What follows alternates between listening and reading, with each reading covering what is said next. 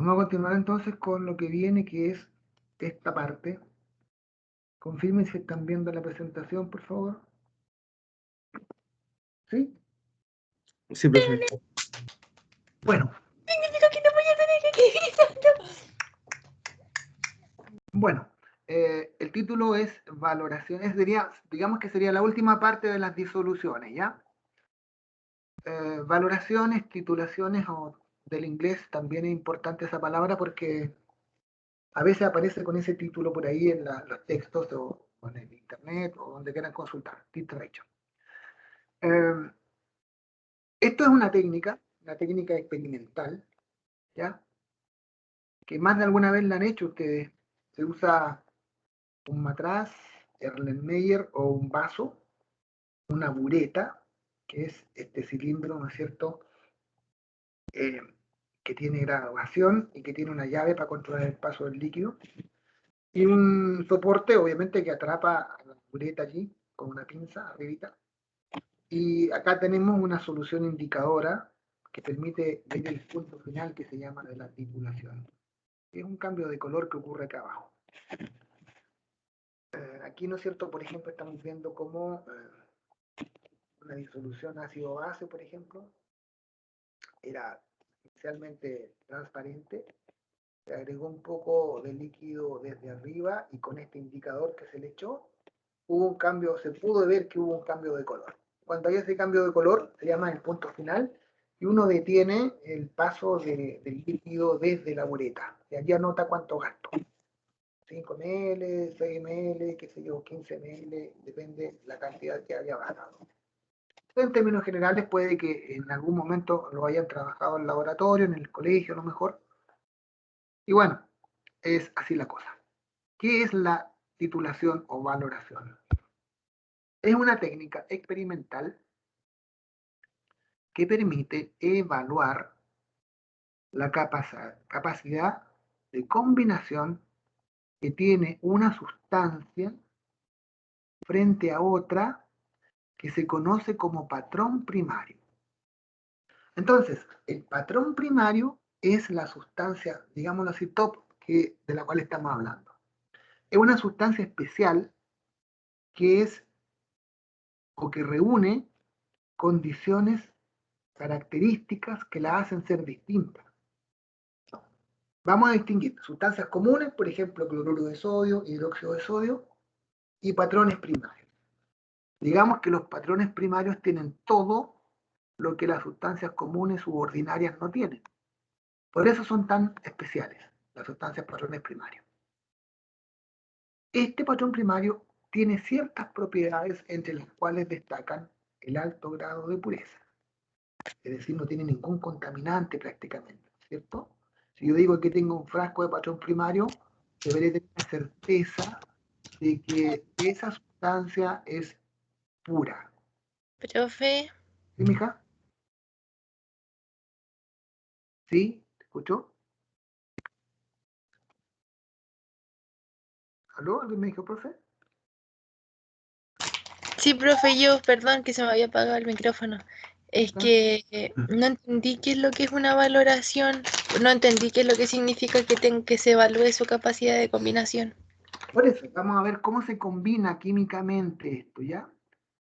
Es una valoración que permite evaluar cómo se combina, digámoslo así, una sustancia común con una que se llama patrón primario. ¿Okay? Ah, ya. Sí, Entonces, sí. ¿cuál es la diferencia entre la sustancia común y patrón primario? Para ver esta diferencia, veamos las condiciones que reúnen los patrones primarios, que la hacen distinta a las sustancias comunes u ordinarias. Llámese sustancia común u ordinaria el hidróxido de sodio o el cloruro de sodio que todos conocemos. Lo vamos a comparar con un patrón primario, ¿ya? Que tiene esto, alto grado de pureza. La sal no es pura, porque por ejemplo tiene agua, ¿no es cierto? Ya, porque absorbe agua. Tiene el patrón primario una alta masa equivalente o un alto peso equivalente, y este hecho indica que disminuye el error al pesar una cantidad de ella.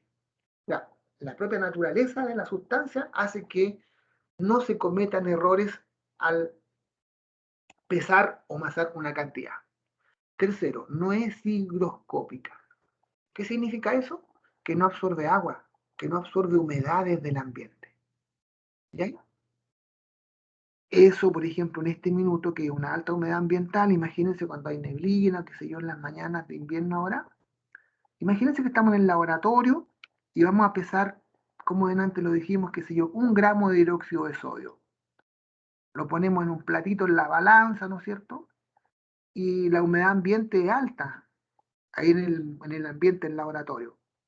Si nosotros trasladamos, fíjense, 1 metro que nos desplacemos desde la balanza hacia el frasco o hacia el vaso donde vamos a echar el hidróxido de sodio, en ese desplazamiento, si tú saliste, por decirlo así, con 1 gramo de hidróxido de sodio, vas a llegar al vaso 1 metro después de distancia, no con 1 gramo. ¿Por qué? Porque en ese desplazarse, la humedad del aire, ¿no es cierto?, se insertó o el hidróxido de sodio absorbió agua o humedad. Y ya no llegó 1 gramo, llegó 1,002, por ejemplo. ¿Me entienden lo que quiero decir? Entonces, los patrones primarios no tienen eso. Son resistentes a absorber agua. No son higroscópicos. Otras cosas. ¿Qué más? La composición del patrón primario es conocida y se sabe claramente quiénes componen esta estructura. Está muy relacionado con la pureza. ¿Ok? Debe ser estable a temperatura ambiente, es decir, no debe alterarse por los cambios de temperatura. Imagínate que estamos en el laboratorio, ¿no es cierto? Con 5 grados al comienzo, prendemos los calefactores, que sea el aire acondicionado, y después llegamos a 22 grados. En esa modificación de temperatura ambiente no se debe afectar este patrón primario, o mejor dicho, no se afecta la estructura ni la composición. ¿Qué más? Debe ser posible que la podamos secar a una estufa sin que se altere. Lo mismo, debe soportar alta temperatura. Si yo necesito secarla, ¿cierto? O agregarla dentro de un vaso para poder tenerla bien aislada, no debe alterarse por altas temperaturas. Debe reaccionar de manera rápida y de manera estequiométrica con el titulante o sustancia que valora. Es decir, ¿no es cierto? Aquí pongo patrón primario por lo general en la ureta y debe reaccionar con la sustancia de abajo de una manera rápida, cuando va cayendo. A eso se refiere. No debe también absorber gases. Si en el aire, ¿no es cierto?, hubiera algún gas extraño, por ejemplo, no debería reaccionar con gases o contaminantes del aire. Y lo otro que está muy relacionado con la higroscopía, no debe ser delicuescente. ¿Por qué? Porque hay sustancias como el hidróxido de sodio que cuando las dejas a la intemperie, ¿no es cierto?, en la misma humedad hace que absorba agua y se disuelven. ¿Ya? Se disuelven en el agua, o sea, se empiezan a derretir prácticamente. Eso es lo que pasa. Entonces, ¿cuáles son los patrones primarios? Hay varios. Por ejemplo, uno que se llama ftalato ácido de potasio, ¿ya? Otro, el yodato de hidrógeno de potasio. El ácido benzoico también es un patrón primario usado. El ácido benzoico es muy utilizado en los antimicóticos, por ejemplo, ¿okay?, entre otras cosas. Y nosotros usamos en el laboratorio mucho el ácido succínico, que se llama químicamente también ácido butano dioico, ¿ya?, que son 4 carbonos aquí con 2 grupos de carboxilo, que se llama. Ya vamos a ver un poquito de orgánica. Bueno, estas sustancias son los patrones primarios, que son las topísimas, ¿cierto?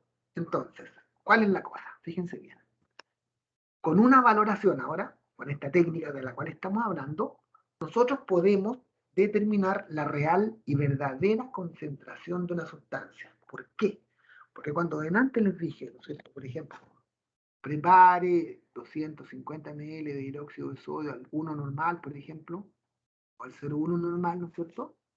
Ya tú me dijiste, oye, calculamos, hay que pasar 1 gramo, creo. Pesamos 1 gramo, disolvemos en agua, la agregamos al matraz, ¿cierto? Y me dices tú, aquí profesor tengo 250 ml de hidróxido de sodio al 0,1 normal.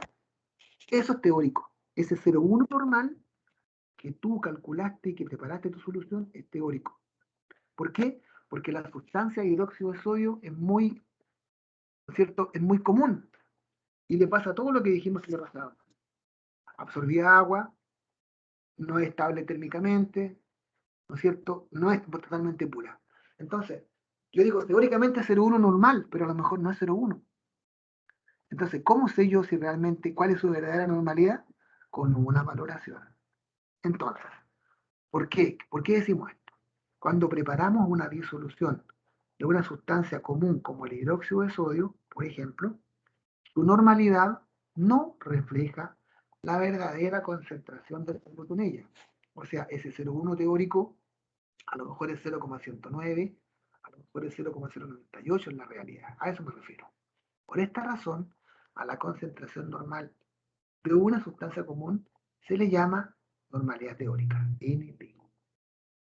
Por su parte, cuando preparamos una solución de un patrón primario, del ácido ftálico, del talato, por ejemplo, o del ácido succínico, como este ácido succínico, por ejemplo, está en top, ¿no es cierto? Y no le pasa lo que le pasa al otro, por ejemplo, su normalidad sí reflejaría la verdadera concentración del soluto en ella. Si yo digo, aquí tengo un cuarto litro de solución de ácido succínico al 0,1 normal, debemos suponer que sí es lo más precisamente cercano a 0,1. ¿Por qué? Porque no le pasa lo que le pasa a las otras. Por la humedad, ¿no es cierto? No hay alteración en la medida, etcétera, etcétera. Por tanto, la normalidad de un patrón primario sí reflejaría la verdadera concentración del soluto en la disolución. Por esta razón, a la concentración de un patrón primario se le conoce como normalidad real. Normalidad real es la concentración de los patrones primarios, normalidad teórica es la concentración de las sustancias comunes. ¿Ok?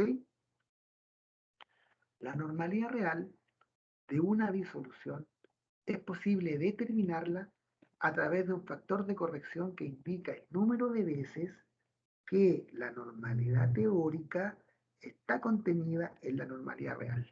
Por tanto, el factor es igual a normalidad real partido de normalidad teórica.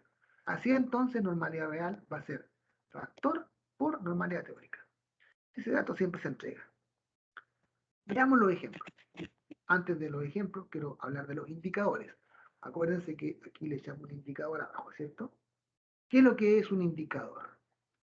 Generalmente es una sustancia ácida, es decir, tiene iones de hidrógeno en la estructura o libera iones de hidrógeno, que puede o no puede tener color y que cuando se ioniza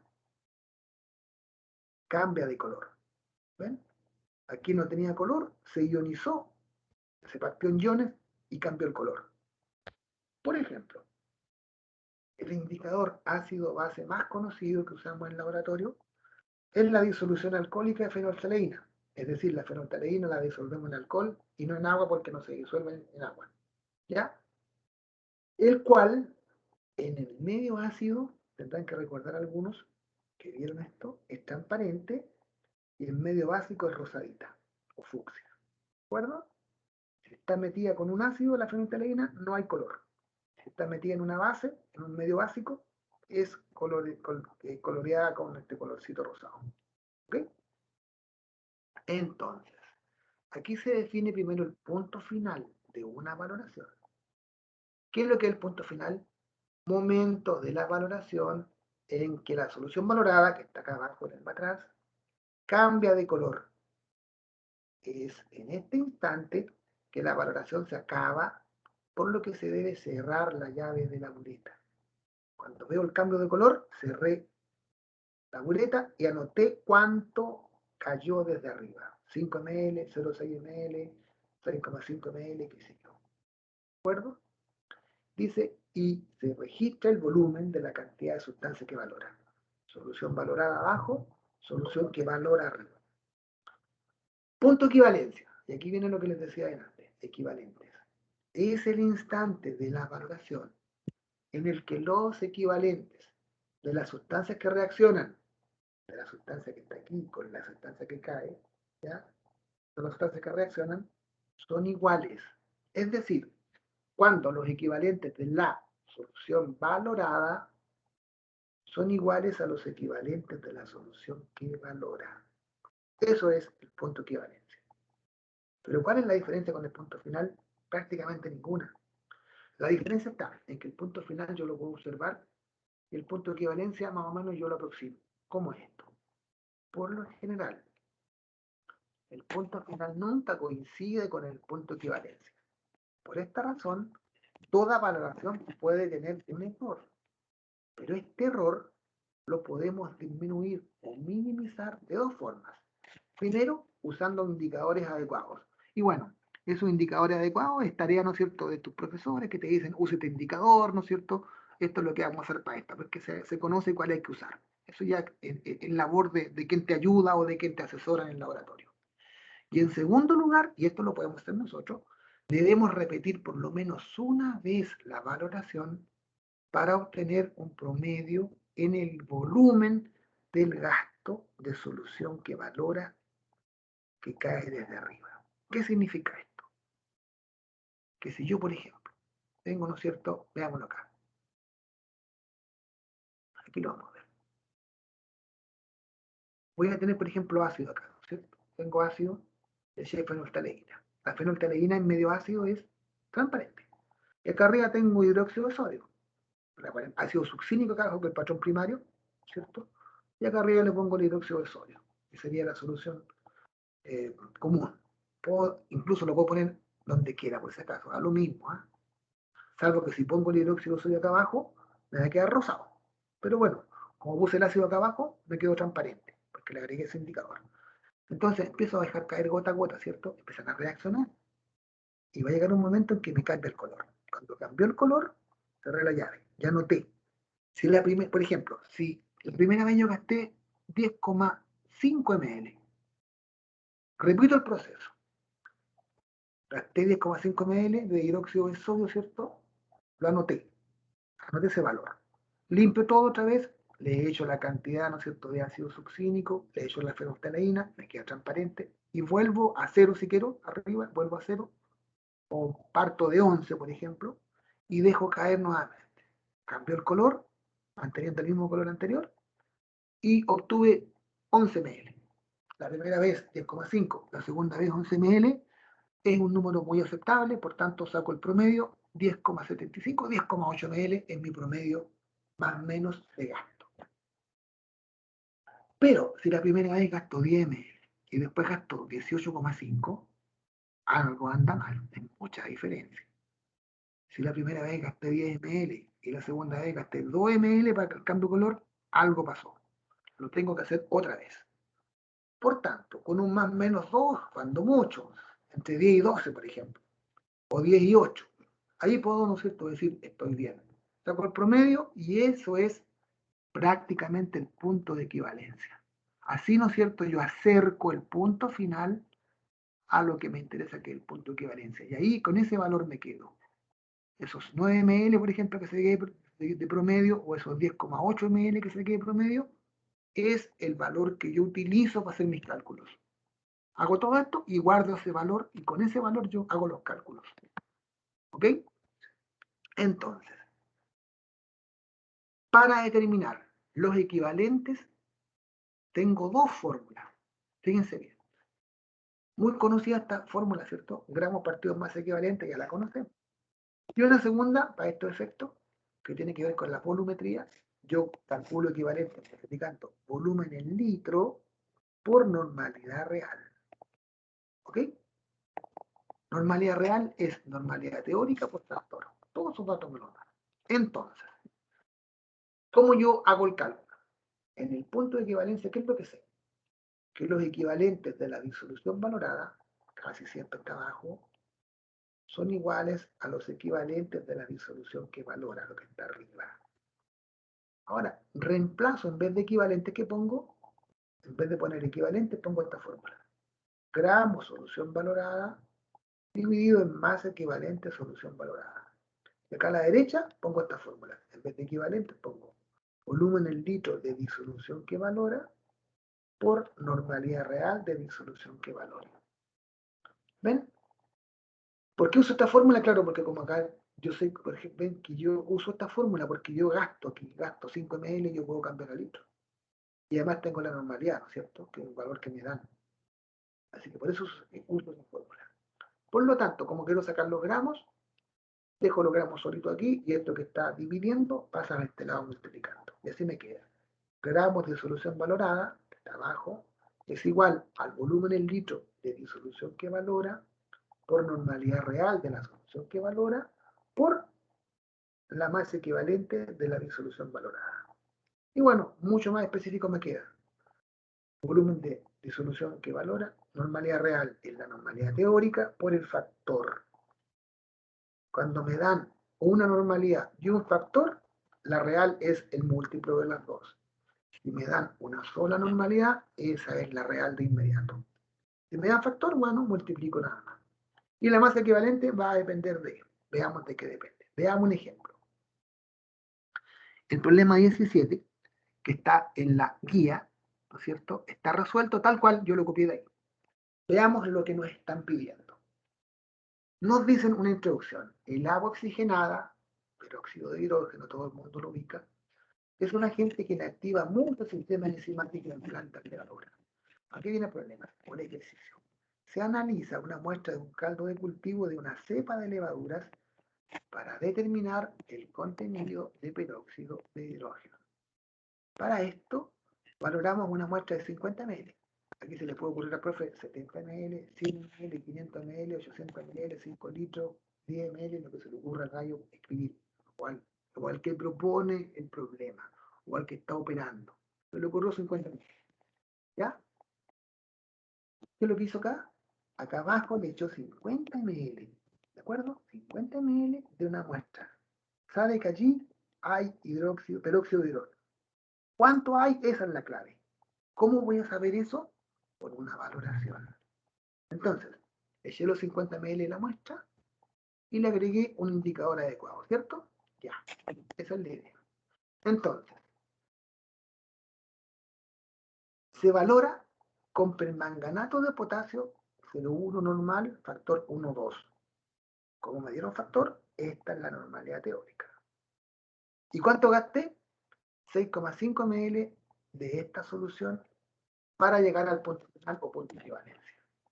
Si la ecuación que representa la reacción es esta, peróxido más permanganato, oxígeno más manganeso, determine, ¿no es cierto? Lo que me están pidiendo aquí, los gramos por litro que encontré abajo. Vuelvo a plantearme la idea. Vamos a ver, por ejemplo, aquí ya. Aquí le eché, ¿no es cierto?, 50 ml de una muestra. ¿Qué quiero encontrar allí? Peróxido de hidrógeno. Eché los 50 ml, yo sé que hay peróxido de hidrógeno, le puse un indicador adecuado, ¿cierto? Ya.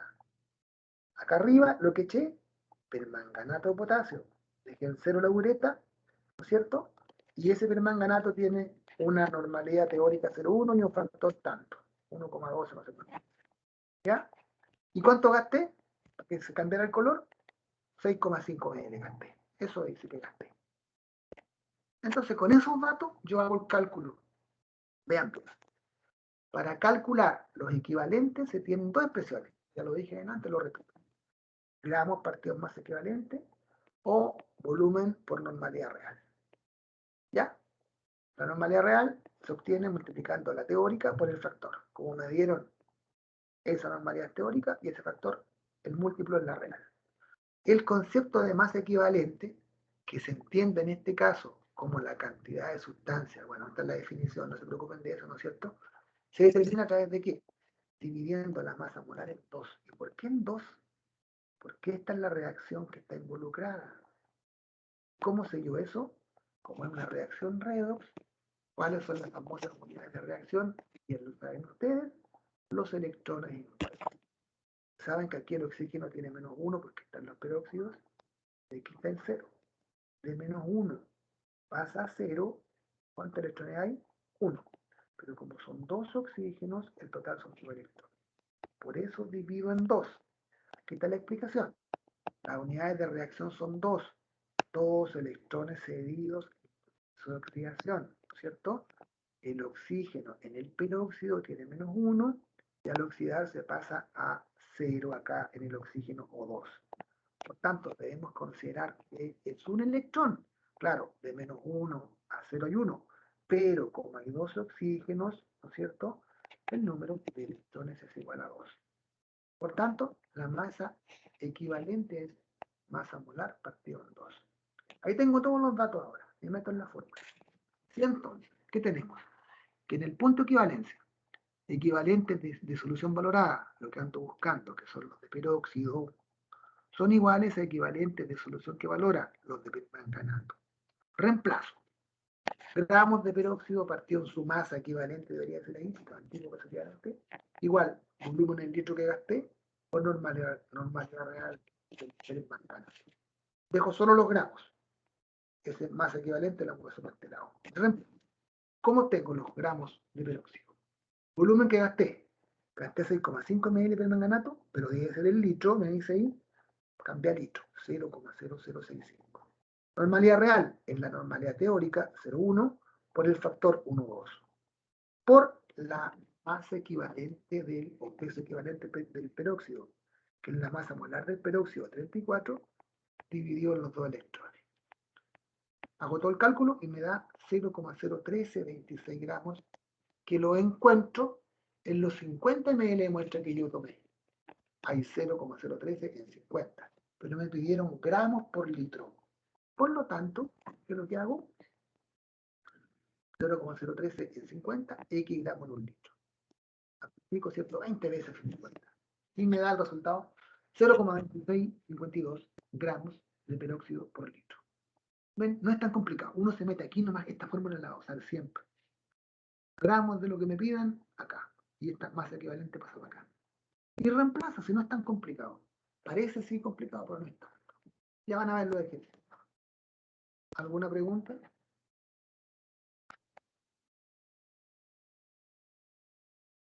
No hay preguntas. Bueno, supongamos que no hay preguntas. Vamos a seguir haciendo ejercicios entonces, porque con esto ya damos por concluido el capítulo de disoluciones. ¿Ok? Y la siguiente evaluación viene sobre esta materia o sobre este contenido. ¿Ok? Así que atención a eso. Como les digo, después de de la semana siguiente, porque estáis de descanso, hay que dejarlos tranquilos, como dicen. Y el subsiguiente, ya la siguiente clase que tengamos, en 2 lunes más, allí vamos a entregar la guía entonces para las disoluciones. ¿Estamos de acuerdo? Pero como tenemos tiempo todavía, vamos a Profe, seguir ¿vas a hacer una evaluación solamente de disoluciones? solo de disoluciones porque me importa mucho eso. ¿Ya? ¿Pero va a ser en grupo igual como lo hemos hecho hasta ahora o va a ser individual? Exactamente, pues tal cual. Ya saben cuál es mi sistema. Ahora, si Ay, quieren que sea individual, no sé, porque quieren que haga una prueba con 1 hora de tiempo, cosas que me digan, no tengo problema. no, le preguntaba, ¿no? ¿Prefieren? No, está bien, así ustedes saben que yo lo hago así. Así que vamos a hacerlo de la misma manera, que sabemos menos días, ¿sí? Ya llevamos como 10, pues sí, ya para esto dimos 10 más o menos. Pero bueno, no importa, lo vamos a evaluar. Y va a ser igual, ojalá mantengan los mismos grupos y traten de trabajar. Supongo que están trabajando.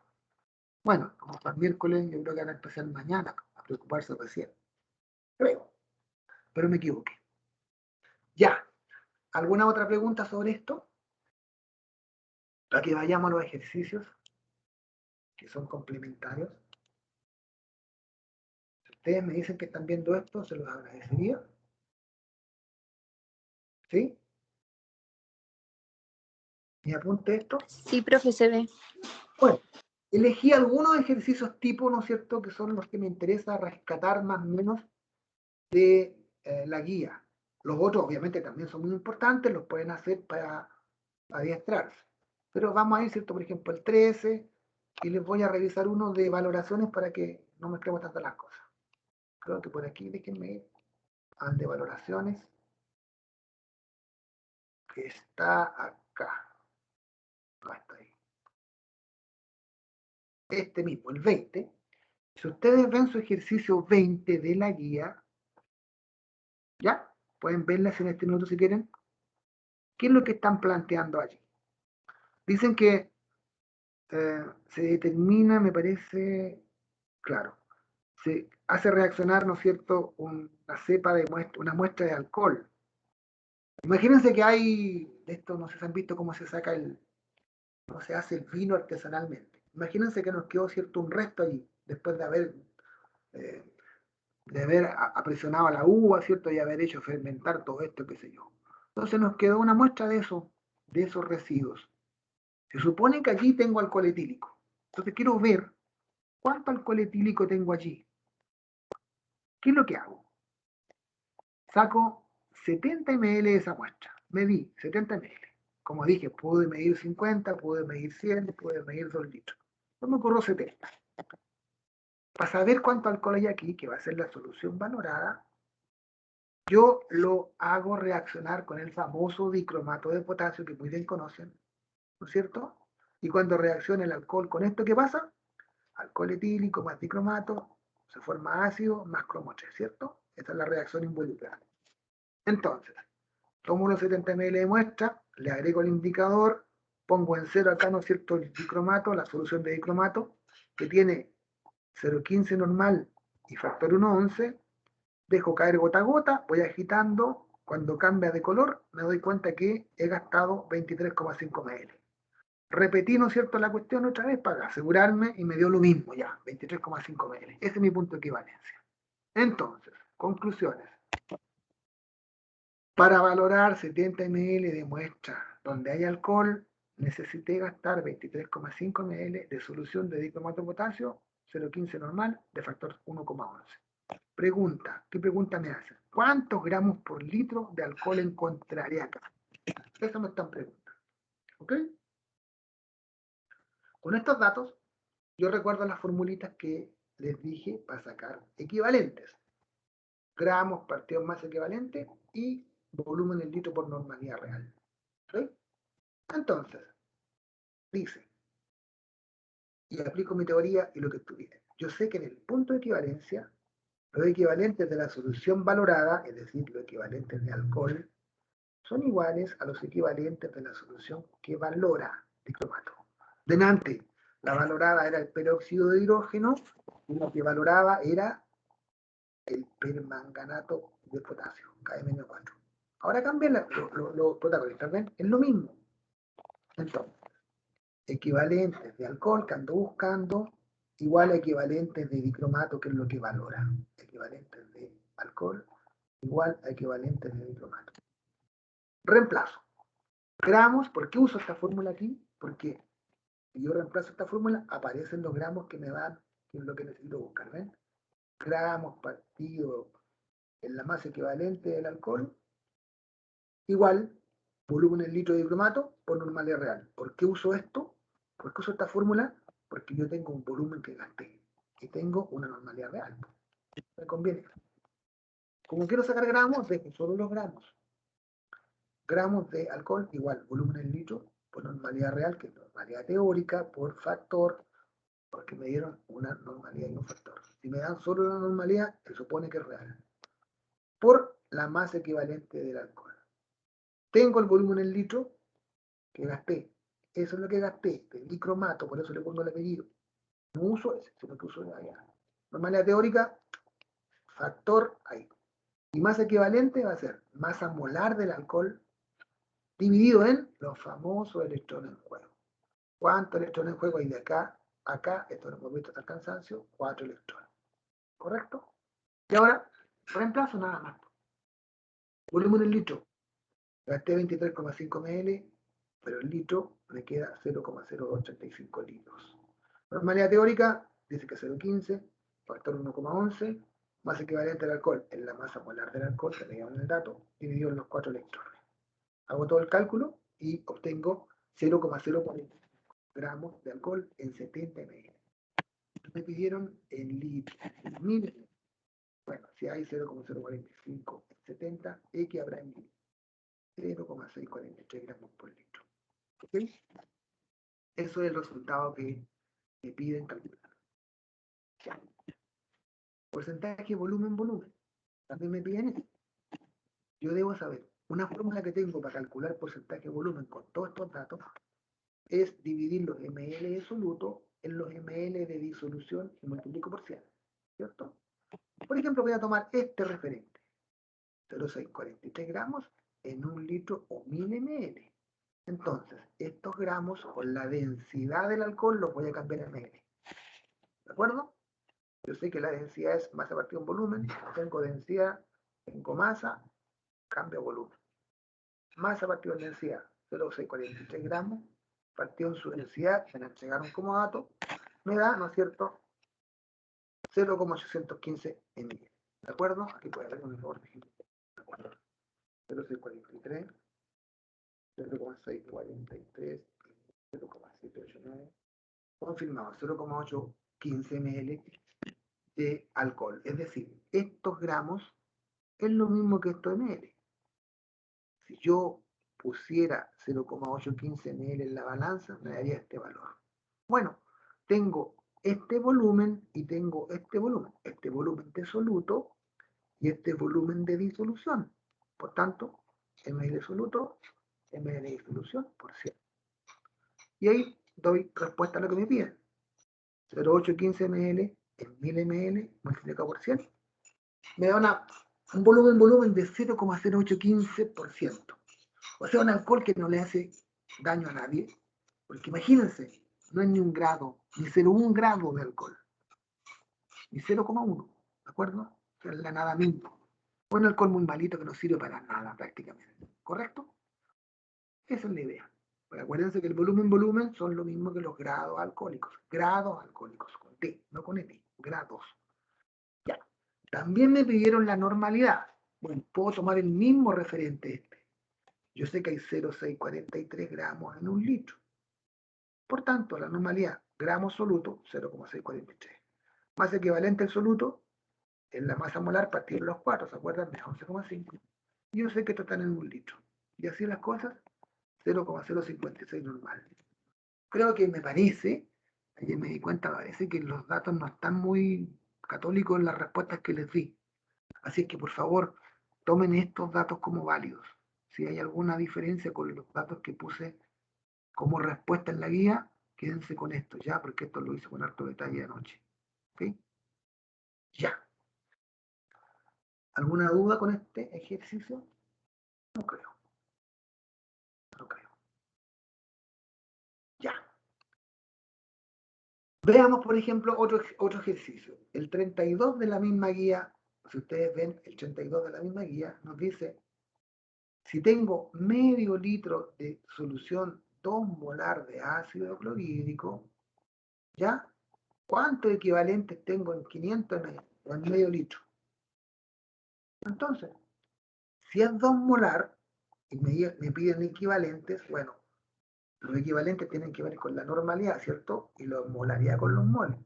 Pero yo sé, como tengo un solo hidrógeno, la molaridad es lo mismo que la normalidad. Por tanto, si el ácido clorhídrico, que tiene un solo hidrógeno, es 2 molar, bueno, es 2 normal.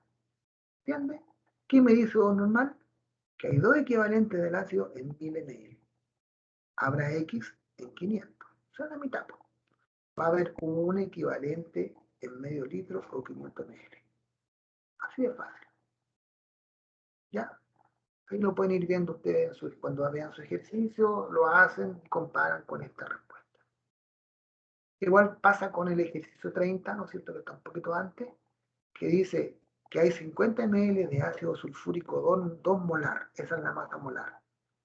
Ya. Aquí, como son 2 hidrógenos, la normalidad es el doble de la molaridad, ¿se acuerdan? Por tanto, si es 2 molar, este es 4 normal. De este valor, infiero que hay 4 equivalentes en 1000 ml, habrá X equivalente en 500, o sea, la mitad, 2 equivalentes de ácido en medio litro o 500 ml de disolución. ¿Ven? Esto relaciona las cosas nada más simplemente. ¿Ok? Por lo general, estas preguntitas así salen en la alternativa. ¿Cierto? ¿Cuánto equivalente hay en 50 ml de ácido sulfúrico 2 molar? Y te doy las 5 alternativas y, bueno, tenéis que buscar cuál te acomoda, haciendo este análisis. Lo mismo acá. ¿Cuánto equivalente de ácido clorhídrico 2 molar hay en medio litro? Lo mismo. Dan la respuesta. Ya. Ahí tenemos 3 ejercicios ya. Y este, como les digo, este es el que acabamos de ver, de valoración, ¿cierto? Y este es el que me interesa mucho.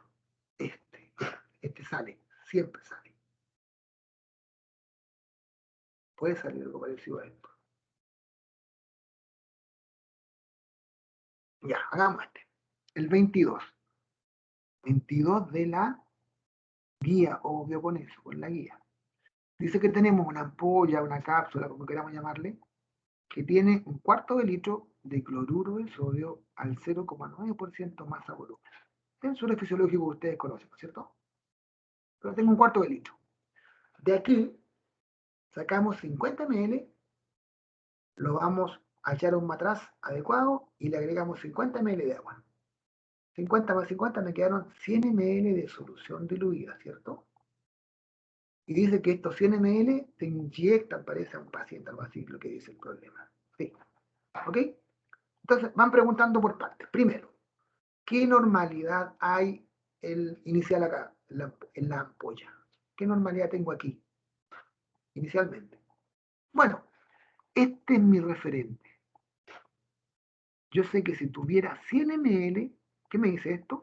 Que si tuviera 100 ml, había 0,9 gramos de cloruro de sodio, ¿no es cierto? O sea, tengo 0,9 gramos de cloruro de sodio soluto en 100 ml de solución. Por tanto, eso me permite calcular normalidad, dividiendo los gramos solutos en la masa equivalente soluto por volumen en litro. ¿Cuántos gramos tengo? 0,9. ¿Cuál es la masa equivalente de cloruro de sodio? Su masa molar dividido en 1. ¿Por qué en 1? Porque es Na.